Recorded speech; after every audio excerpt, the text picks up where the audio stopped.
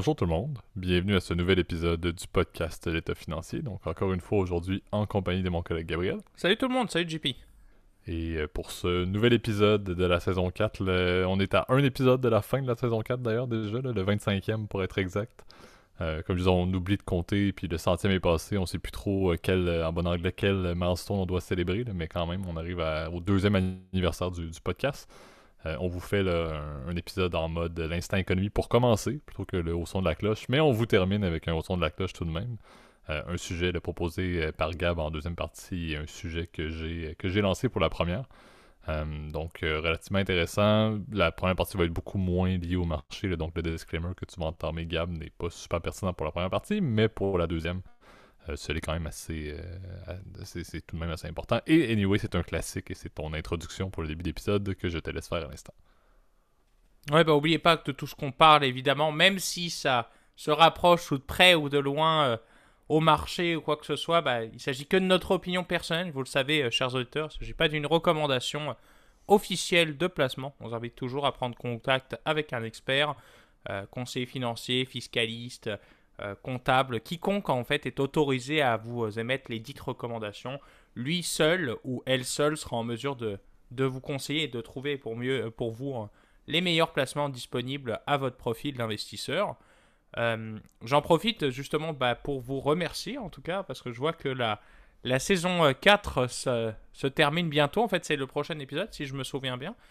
Donc on est le 25e, donc normalement 26, bon, t'es 26-52, là, on s'était basé là-dessus à l'époque là, pour faire Absolument, ça tient, une demi-année. Ça a l'air de tenir, mais bon, on s'assure, tu vois, de publier à temps. Vous voyez d'ailleurs la saison en ce moment, un peu avec l'été, ça nous force parfois à mettre le mardi. Je dois t'avouer, c'est ça qui est assez drôle, c'est qu'en ce moment, nous deux, JP, t'es hyper occupé, je le sais, hein, puisque je pense qu'on peut le dire d'ailleurs aux auditeurs. Là, t'es en ce moment sur le fuseau horaire de Londres. Donc Absolument. C'est spécial. Comme on l'avait dit à l'époque, là, on a inversé les rôles. À l'époque, Gab était aux études et je travaillais. Je travaille toujours, mais j'ai repris les études à temps partiel et c'est Gab qui travaille. Donc je comprends la réalité pénible que Gab avait à l'époque lorsqu'on enregistrait les week-ends. Je la réalise maintenant après un week-end de cours. Donc vous nous excuserez pour la publication. On est rendu vraiment On enregistre les lundis, c'est presque un automatisme maintenant.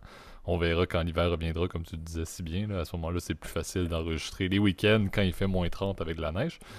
Mais présentement, avec l'été, les cours, les occupations, le travail, les bourses, l'inflation, je pense que le lundi est une journée plus agréable pour enregistrer le lundi soir. Et surtout, au moins, il y a une journée d'ouverture des marchés qui nous permet de ne pas parler dans le vide un dimanche et que tout tombe aux ruines le lundi comme on a pu le voir dans des épisodes passés. Donc ça me donne un peu un pouls sur ce qui va se passer dans la semaine, être certain de parler de quelque chose de pertinent et non, encore une fois, de parler dans le vide le dimanche et que littéralement la semaine parte avec un épisode qui ne fait plus aucun sens dès la deuxième seconde de sa publication. Ouais, bah c'est ça. Puis bon, aussi, vous le savez, en plus, je suis en train d'écrire mon mémoire. Enfin, c'est en cours de finalisation, là, donc ça devrait être bientôt fini. Mais vous voyez, d'ici les prochaines semaines, chers auditeurs, on devrait être capable, en tout cas, si t'es toujours... si tu n'es plus sur le fuseau horaire de Londres, cher Absolument, JP, oui, je vais être de retour. j'espère qu'on sera en mesure de pouvoir vous les livrer à temps.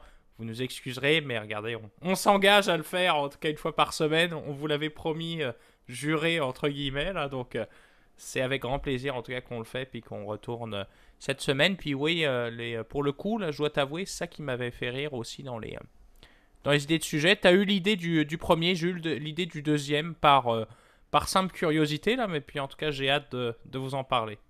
Absolument. Donc, lançons ça en force pour cet épisode contre vents et marées. Donc, entamons le premier segment. Parfait. Donc, j'ai fait fi de ma tendance en ne nommant pas le segment C'est la son de la cloche, hein. avant. C'est un instant économie. Ah c'est oui, un oui, instant économie, on le rappelle. On fait une petite différence cette fois-ci avec le fameux au son de la cloche en deuxième partie.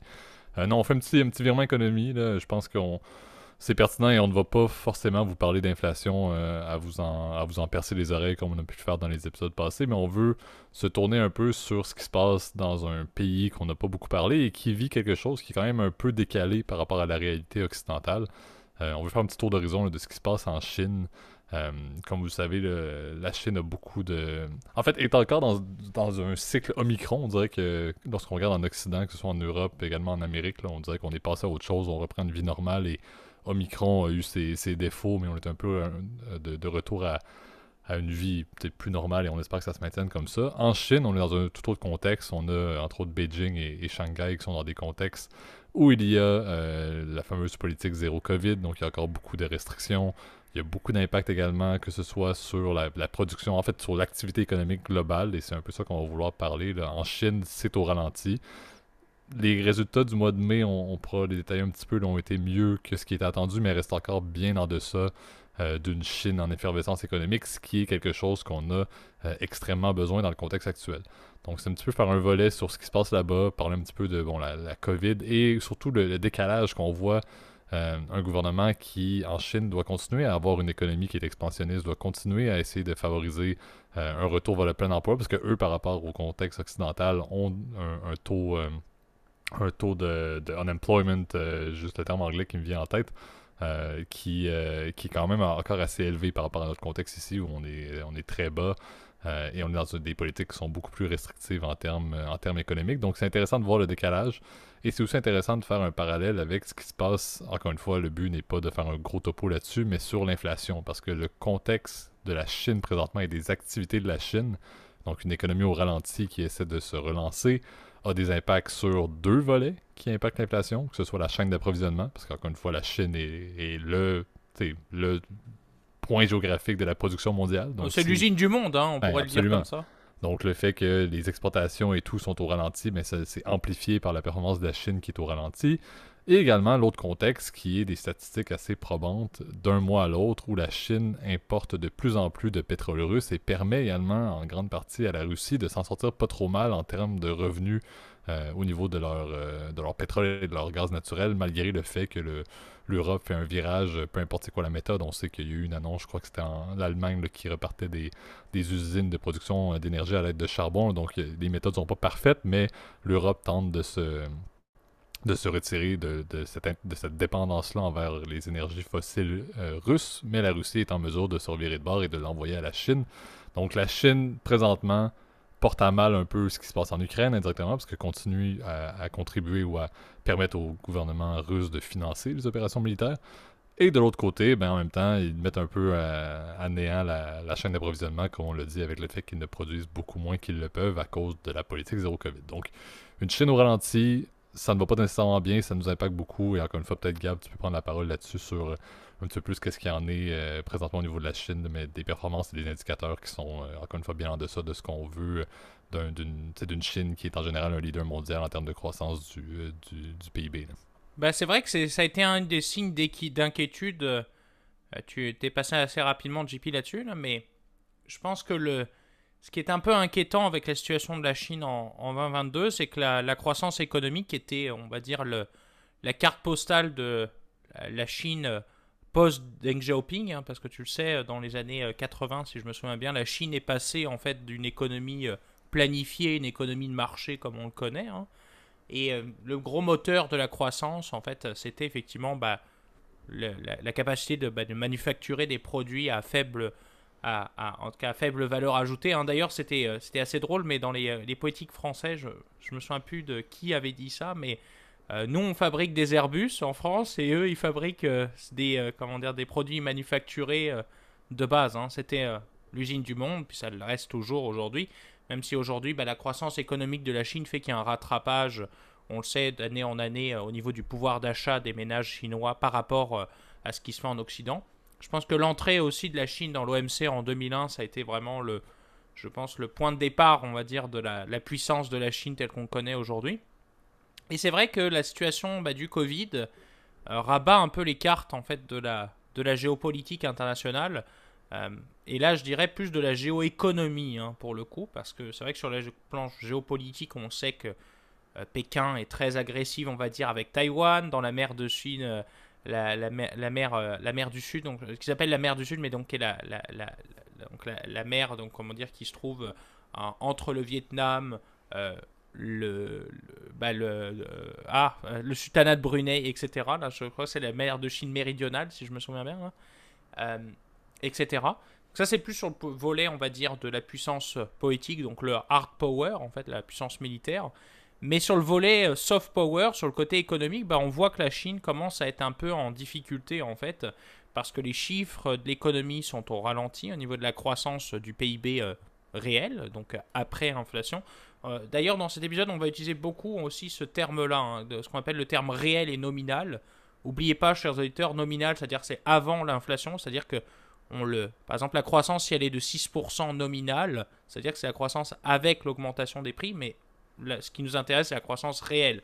Donc, c'est-à-dire la croissance après inflation. Donc, après inflation, si on la soustrait, eh ben, elle n'est que 2%. Ça, c'est un exemple, hein, évidemment, dans les chiffres, on va dire, de la Russie, pardon, de la Chine, eh ben, ça fait qu'en ce moment, on a une contraction au niveau des ventes de détail en Chine, qui est de 7% sur une année. Comment dire, est-ce que c'est mois par mois ou c'est par année, JP? C'est monthly.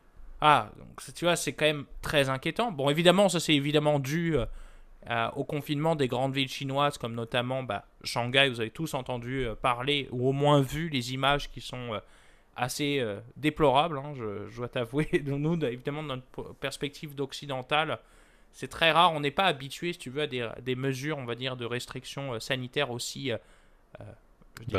drastique, ouais, exact. Quand on n'a pas, tu vois, même en Europe, qui a connu des confinements, 3 confinements par exemple en France, quand même très dur, hein, du point de vue canadien, tu vois, c'est jamais arrivé. Il n'y a jamais eu de confinement, on va dire, hard comme ça, à part, évidemment, nous on a eu pas mal des couvre-feux, tu vois, en Amérique du Nord.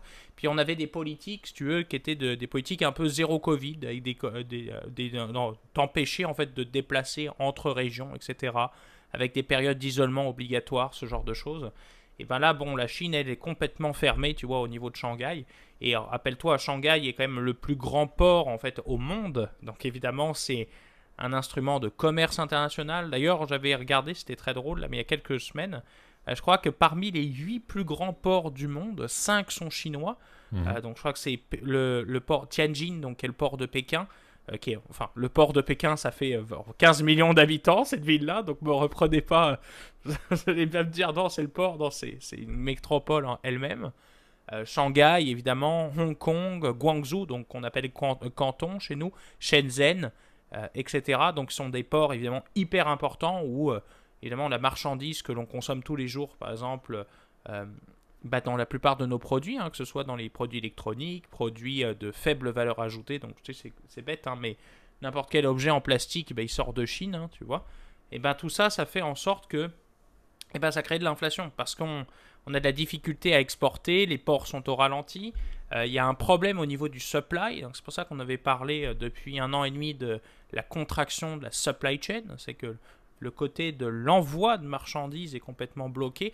D'ailleurs, tu le vois, c'est très visible au niveau des actions, tu vois, par exemple, des grandes surfaces aux États-Unis.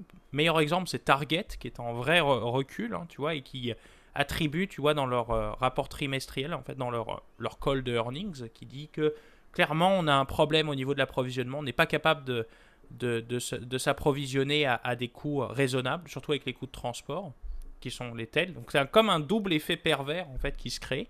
Et le problème c'est qu'aussi parfois c'est que tu te retrouves au contraire avec des réserves de trucs qui sont désuets.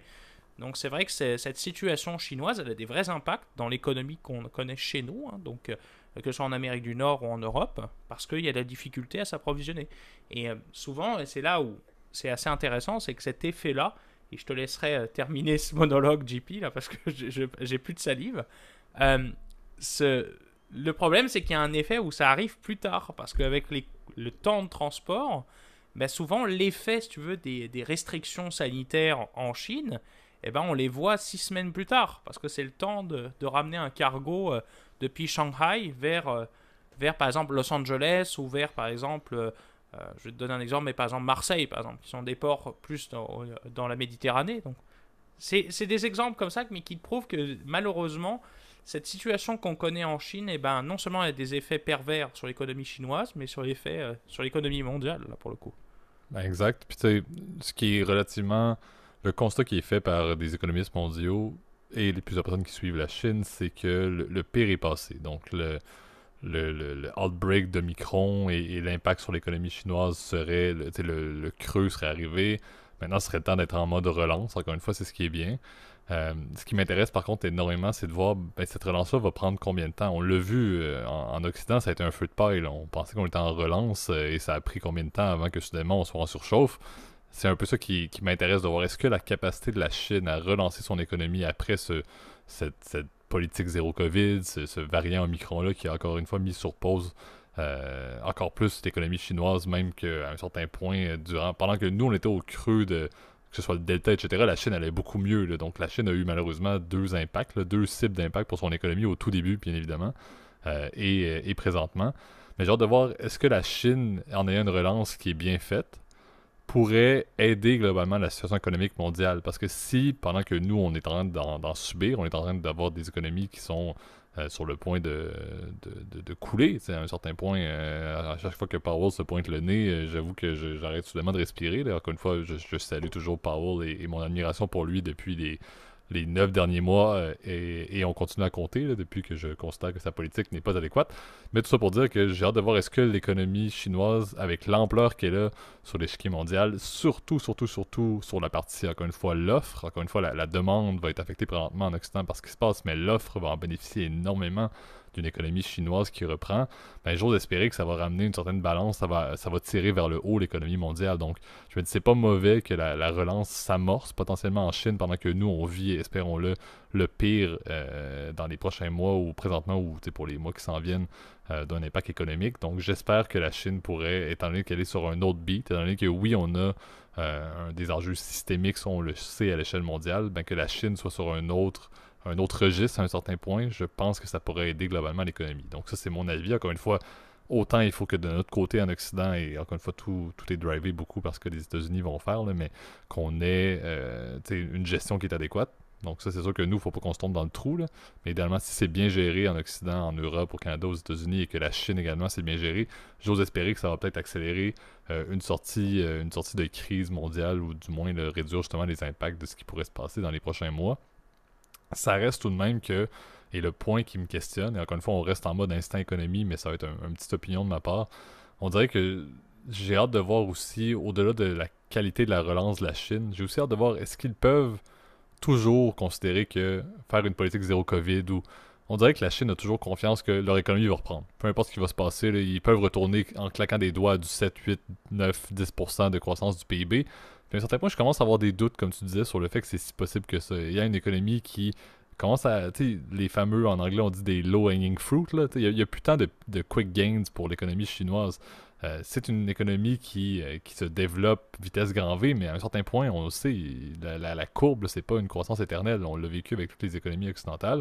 Donc c'est là où je me dis, j'ai hâte de voir quel va être le sommet que l'économie chinoise va pouvoir atteindre dans les années à venir, sachant qu'ils sont toujours aussi convaincus que de mettre l'économie sur pause pour la deuxième fois avec une politique zéro COVID, ça ne fera pas d'impact. Ils vont pouvoir reprendre le rythme et un petite mention là, aller écouter notre épisode sur les routes de la soie. Là, mais on dirait que la Chine pense qu'ils peuvent mettre sur pause et dans un an, on reprend à fond le développement des routes de la soie, on reprend à fond les partenariats qu'on a avec les pays africains, entre autres pour les commodités et toutes les matières premières. Donc, on dirait que je me dis c'est trop facile et c'est pas tout à fait comme ça que l'économie mondiale fonctionne et que l'économie d'une nation fonctionne.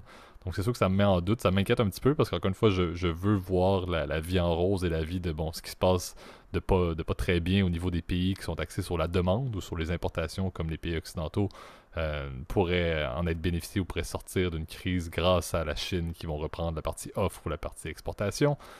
Mais j'avoue que je commence à avoir un doute que le Parti central n'a peut-être pas la capacité toujours de juste ramener l'économie sur des chapeaux de roue comme on la connaît depuis les dernières décennies. Là. Ouais, mais quelques petits points que je pourrais rajouter. J'ai trouvé ça très complet ce que tu as apporté, JP, et je partage aussi ton inquiétude, on va dire ça comme ça. Même si, bon, on est dans une logique aussi, on est dans des rivalités de blocs, hein, pour le coup, et donc du coup, je préférerais qu'on ait plus de croissance de notre côté que du côté chinois. Hein. C'est sale ce que je veux dire, c'est peut-être chauvin un peu, là, mais bon, c'est ce que je pense personnellement, là, mais... Pour revenir un peu aussi sur le contexte chinois, c'est vrai qu'il y a maintenant cette crainte au niveau politique, hein, parce que cette politique de zéro Covid a été très critiquée. Hein. C'est vrai qu'elle a eu son efficacité, ou du moins sa relative efficacité durant la première partie de la pandémie. Hein, le fameux tracé isolé, comment dire, et essayer de comprendre en fait d'où venait un cas, etc. Un peu comme tu le fais par exemple avec le VIH, hein, tu vois. Ouais, faut dire que la technique de la Chine était un petit peu plus simple que ça. Ils se questionnaient pas trop. Ils juste bloquaient le quartier avec des barrières. Là. C'est sûr qu'il y avait pas tant de traçage. Le traçage individuel qui était fait en Occident était Non, pas tout à fait le même. C'était si t'as non, été en contact dans le même quartier que 50 000 personnes, t'es considéré comme étant à risque qu'on te bloque avec une barrière. non, et puis je pense qu'on a bien vu, on va dire quand même là, que les nations occidentales, elles se sont adaptées, hein, si tu veux, au Covid. On l'a bien vu, hein. D'ailleurs, je t'en parlais en 10 secondes, puis je reviens là-dessus en 10 secondes, là, mais quand on voyait, par exemple, dans la première vague où tu ne pouvais pas, par exemple, te déplacer d'une province à l'autre du Canada, là, je parle pour des raisons sanitaires, bah, c'était un contexte qui était tout autre, hein, où tu vois, tu étais même obligé de t'isoler entre provinces, tu vois. Après, c'est vrai que l'histoire des vaccins aussi a beaucoup changé la donne. Ça a fait qu'on a progressivement dit, bon, de relâcher les restrictions, et j'ai l'impression qu'en ce moment, c'est complètement acquis. Là, il y a parfois des relents, on va dire, au niveau des cas, mais qui sont très limités, puis sont des cas très bénins, hein, honnêtement. Même les experts te le diront, hein, de ce que je lisais en tout cas sur Twitter. Euh, mais du côté de la Chine, c'est ça. C'est est-ce qu'ils vont garder cette politique-là? Moi, je pense que non. Je pense que cette politique-là, elle n'est pas viable, elle n'est pas soutenable dans le temps. Et mais ce serait de l'autre côté un aveu de faiblesse, hein, de la part de Pékin. On sait que là, tu me corrigeras si je me trompe, mais je crois que Xi Jinping est dû pour une réélection, hein, qui est bon. C'est pas Qui trop. peut toujours décider de manière constitutionnelle de reporter dans 5 ans, là, mais bon. Non, mais les élections en Chine, c'est une très grande blague, quoi. Mais on sait que ce qui dirige réellement la Chine, c'est pas le secrétaire général du parti, hein. On sait que c'est toute une instance. En fait, c'est le parti, donc c'est le politburo, hein, du parti qui vraiment a du pouvoir au-dessus de Xi Jinping. Donc, on va voir ce qui va se passer. Ça va être intéressant de voir est-ce qu'il va y avoir un peu de contestation. On sait que d'ailleurs à Shanghai, il y a commencé à avoir des troubles à l'ordre, hein, chose qui arrive jamais habituellement en Chine, hein. La dernière fois qu'il y a eu des manifestations pardon, importantes en Chine, c'était dans les années 90, hein. C'était comment dire, à Tiananmen, donc qui évidemment a été réprimé.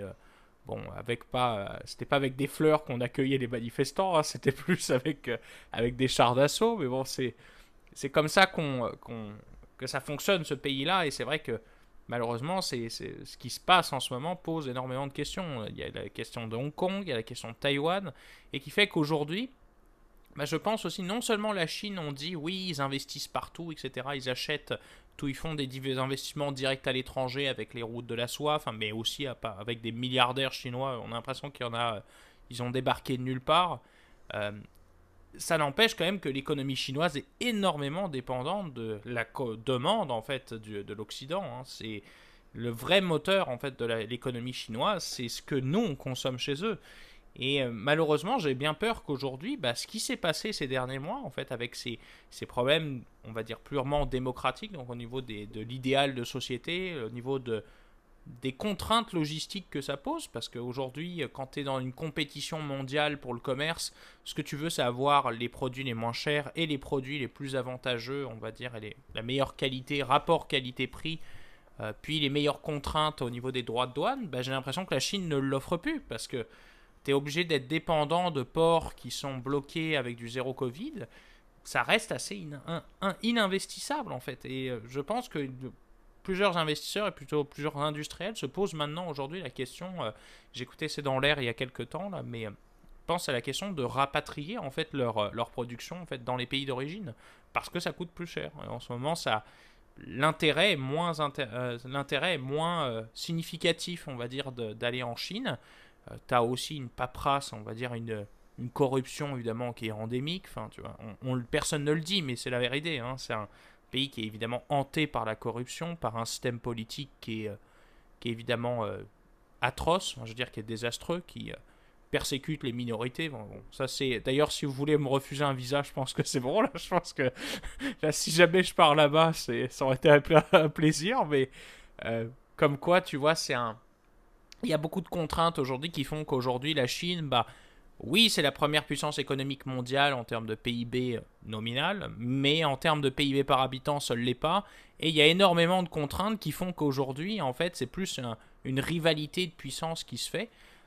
Et dernier point que je voulais, après je te promets, JP, je rends l'antenne parce que je vois que ça file, comment dire, enfin en tout cas, je te passe la parole peut-être pour le deuxième segment, là, mais Euh, je vois aussi qu'on a beaucoup parlé de l'interaction Chine-Russie. Faut rappeler quand même que la Russie, oui, effectivement, exporte du gaz et du pétrole, on va dire, à la Chine.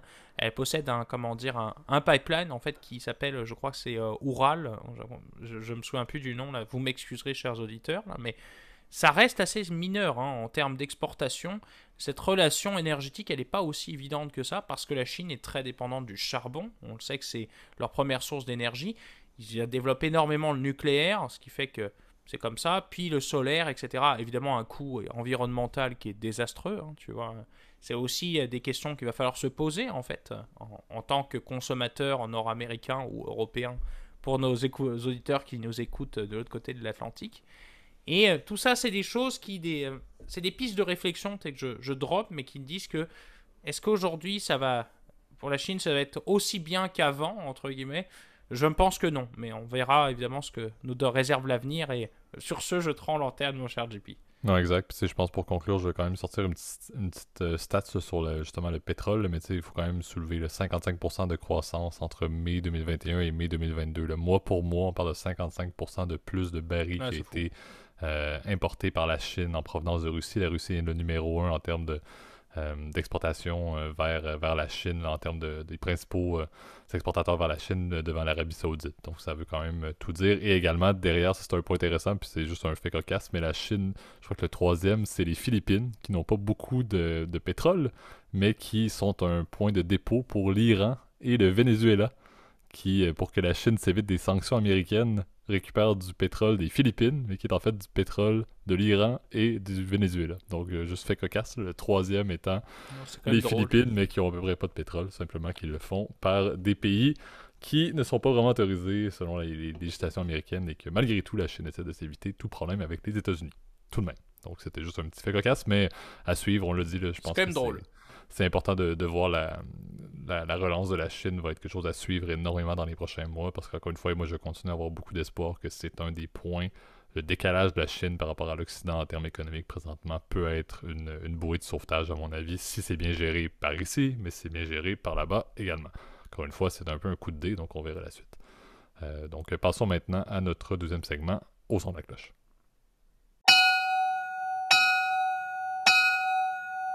Parfait. Donc, deuxième segment là, proposé par Gab, qui faut le dire, là, est allé sortir ça quand même de loin et vous allez voir sa conclusion, il me l'a fait en off. C'est à prendre avec un grain de sel, ce genre d'instrument-là. On veut parler des TIPS, les Treasury Inflation Protected Securities. Au début, je voulais faire un segment en anglais et en français en appelant ça Tips on Tips. Officiellement, les trucs ou les astuces sur les tips, les Treasury Inflation Protected Securities n'est pas passé au conseil de Gab. Je le nomme quand même pour le fait cocasse. Certains diront que mes jeux de mots en français et en anglais ne sont pas bons. C'est amplifié avec la fatigue, donc je m'en excuse tout de même. Mais je vais le mentionner parce que ma volonté est de toujours partager mes blagues plates, et ça, c'est connu à travers le monde. Donc ces instruments-là, faut peut-être les introduire un peu, là. Je vais le faire très brièvement, puis je te passe la parole, Gab, pour que tu en parles un petit peu plus. À noter, encore une fois, là, la conclusion, c'est une possibilité d'instrument, c'est quelque chose, et on en parlera vers la fin, que vous pouvez vous exposer, mais je pense que ça reste quand même intéressant à connaître en termes d'investissement. C'est à voir avec un gros astérix, mais ce sont des instruments qui sont émis par le gouvernement américain, là, donc un petit peu dans la même logique que les T-bills et que les T-notes, par exemple, mais qui sont indexés à l'inflation. Donc, c'est quelque chose qui, dans le contexte actuel, offre une certaine forme de protection. On pense souvent, moi, quand on parle d'instruments financiers qui me permettent d'avoir une protection contre une variation X, Y, Z, je pense souvent en prémisse là, à ce qui est lié aux devises. Par exemple, des fameux ETF là, qui sont hedgés, par exemple, en canadien ou dans des devises locales, justement, pour éviter que vous fassiez face au taux de change. Mais c'est plus rare que je pensais à l'inflation, donc instrument intéressant à connaître. Le plus intéressant de ces instruments-là, c'est quoi? Ben bon, vu que c'est du fameux US, là, ce sont des émissions quand même long terme. Je crois que c'est du 10 et 30 ans, 5, 10 et 30 ans, je pense, d'émissions qui est fait par le gouvernement. Mais officiellement, l'intérêt réel est que ce sont des taux fixes à l'émission.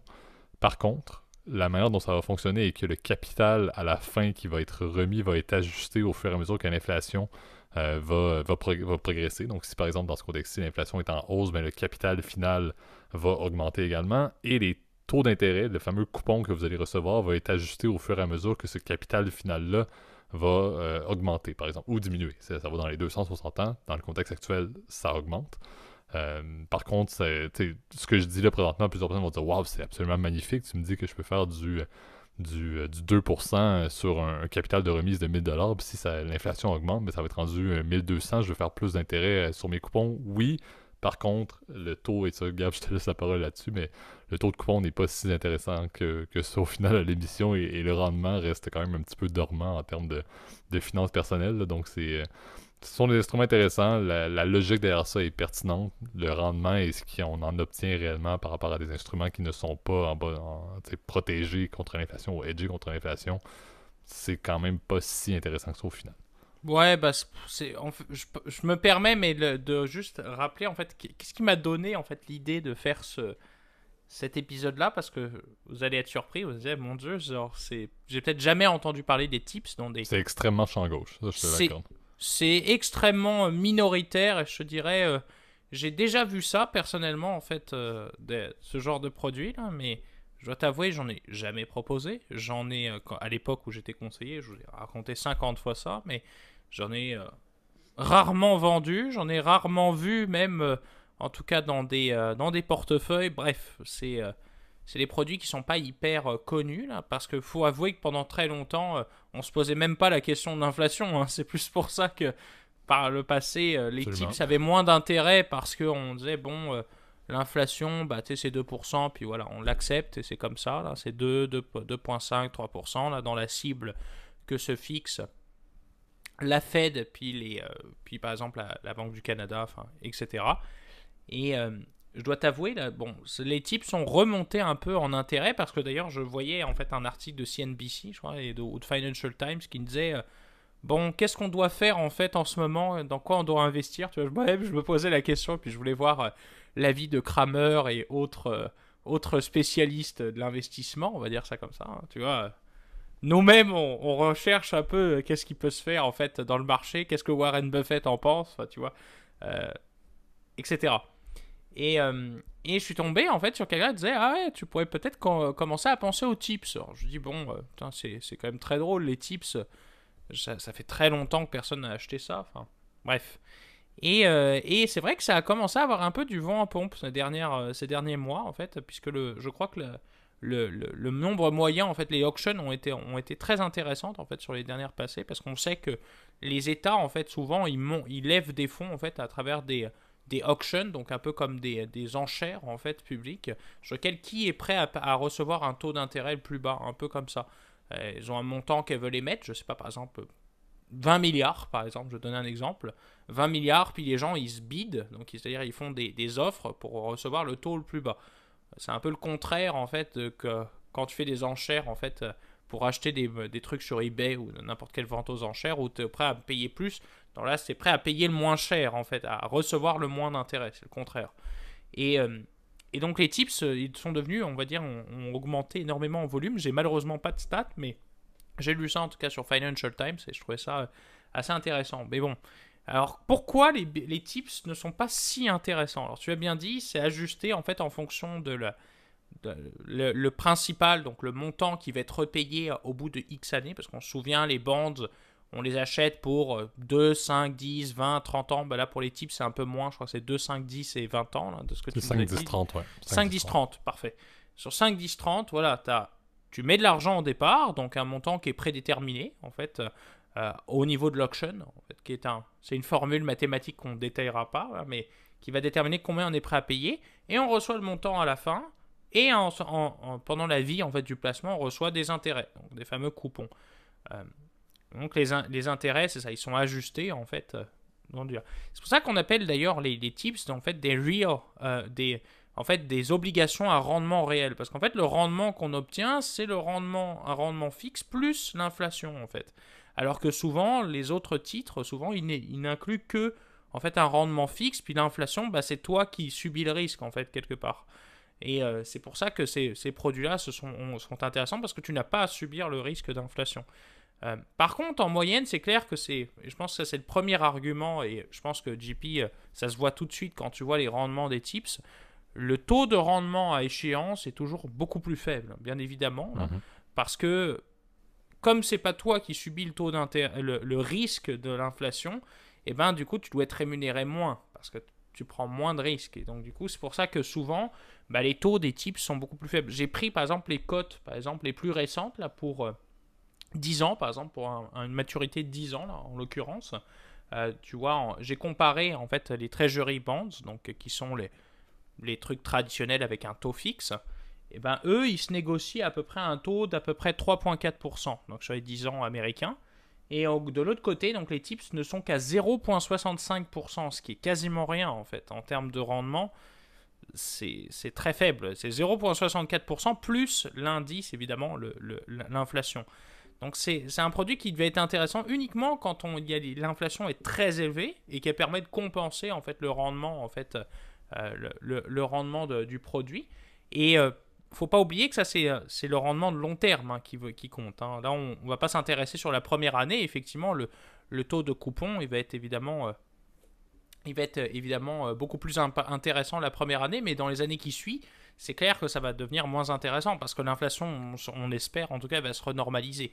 Et les marchés prennent en compte évidemment cette chose-là. Donc c'est un peu comme un bet en fait sur l'inflation. C'est comme un pari en fait sur l'inflation va être plus élevée ou plus persistance que en achetant des tips que tu irais faire. Donc ça c'est un peu le concept en fait derrière le truc. Le deuxième problème que je vois en fait, et je te rendrai la parole après JP, je me promets parce que je prends malheureusement beaucoup trop de temps aujourd'hui, vraiment désolé en tout cas, c'est pas le but. Ce qui est à prendre en compte en fait dans les tips, c'est que le calcul en fait de l'indexation des revenus et du principal, elle est basée sur l'inflation de cœur.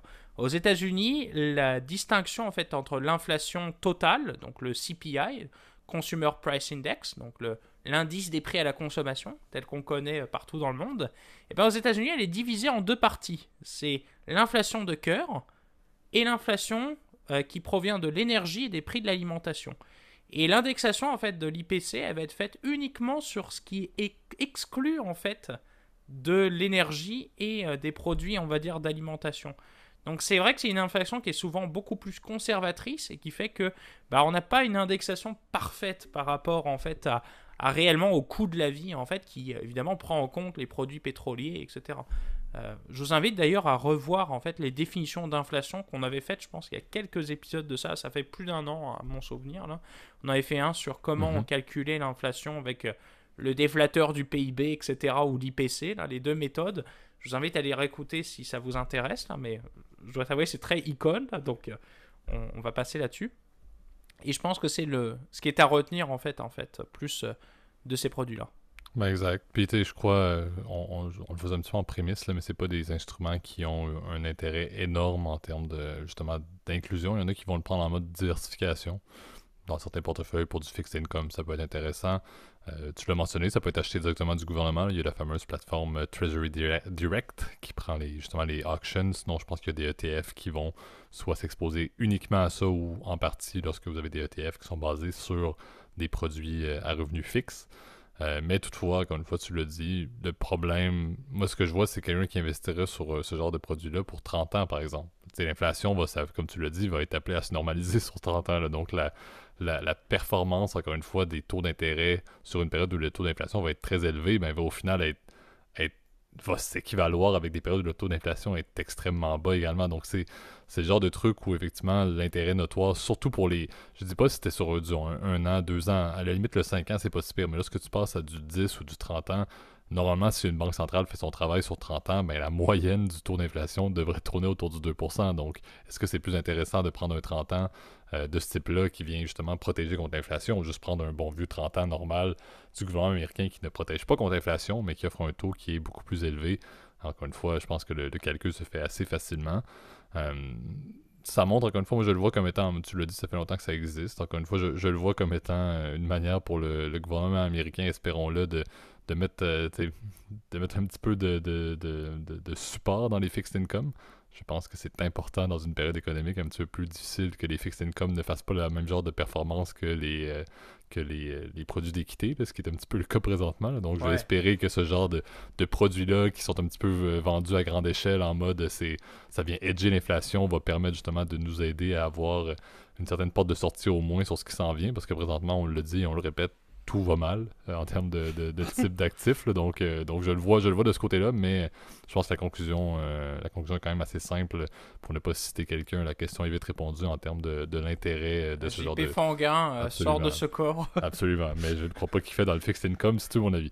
Ouais. Mais je pense que cet instrument-là, encore une fois, est intéressant à savoir. Comme on le mentionnait, Gab, tu as sorti un petit peu de nulle part, mais ça montre encore une fois l'intérêt, la diversification également de l'offre de bons, de notes, etc. du gouvernement américain, ce qui est quand même aussi relativement bien, mais comme toujours, c'est sûr que l'intérêt n'est pas là. Ouais, bah juste une dernière note, puis Treasury note d'ailleurs, ça c'est... Je me retire, je vais me coucher, parce que c'était... Tu conclus avec un jeu de mots, j'ai amorcé, donc je le permets.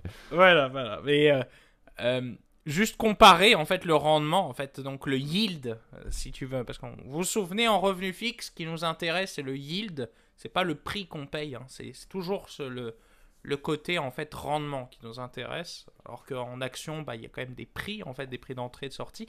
Bref, comparer juste le taux de rendement à échéance, en fait, donc le yield to maturity du Treasury Bonds ou du Treasury Notes versus le TIPS, et vous verrez en fait quelle est en fait l'estimation en fait du marché en fait de l'inflation. Là tu vois, je l'ai calculé rapidement, mais juste avec une pauvre soustraction là, mais ça nous donne à peu près 2,65% d'écart. Si vous estimez que l'inflation va être plus élevée que 2,65% sur les 10 prochaines années en moyenne, bah, le TIPS devient intéressant. Si vous prévoyez que c'est moins, bah, autant acheter un Treasury Notes, puis vous serez plus rentable parce que oui, certes, vous n'aurez pas l'indexation, mais vous aurez un meilleur taux en fait en moyenne sur l'argent que vous investissez. Donc, voyez-le comme ça en fait. Exact. Dans le monde des fixed income, encore une fois, étant des taux de rendement qui sont ce qu'ils sont, comme on connaît les fixed income.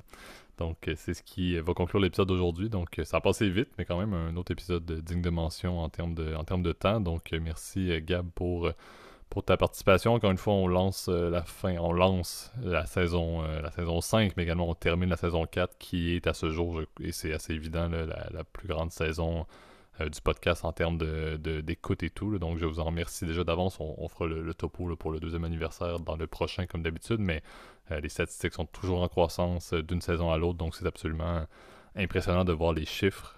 Donc comme toujours, et je te laisserai faire la partie sur les plateformes plus audio Gab, là, mais n'hésitez pas à aller sur YouTube, je le répète, là, mais YouTube a énormément de vues et d'écoutes là, pour le fait au final de ne pas avoir de vidéo. Là. C'est vraiment juste les fameux backgrounds que Gab crée. Là, donc merci beaucoup pour vos écoutes sur YouTube. Toujours, n'hésitez pas à mettre un like, ça aide énormément. À mettre un commentaire si vous avez des questions ou votre opinion que vous voulez partager ou tout, même des sujets de podcast. En général, on est très réactif sur les réponses et également sur le fait de récupérer les sujets de podcast en commentaire pour les intégrer lorsque possible dans les épisodes subséquents.